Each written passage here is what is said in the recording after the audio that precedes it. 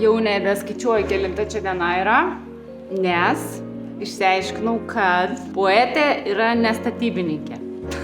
Aš esu statybininkė mėgėja, savaitgalinė, tai yra sunku.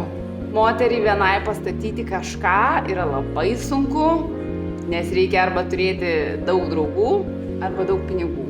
Tampyti, lipti, karstytis, dažyti, ypač kai namuose 3 šunys, 2 katės, 3 vaikai. Aš esu ne statybininkė, bet turiu vyrą kol kas ir pinigų. Biški. Tai nusipirkau pagalbos. Šviestuvai, pakabinti, ventiliatorius. Veikia. Dar 2 šviestuvai prie darbo stalo. Yra. O dabar tai yra antras aukštas ir ant aukšto. Tiesiami darbai, užkimsta ten, va, matot. Šiandien turiu jį nusipjaustyti, nusidažyti. Važiuosiu pirkti kiliminės dangos, išsidėlioju čia. Viskas. Galiu eiti miegoti, nes turiu lovą.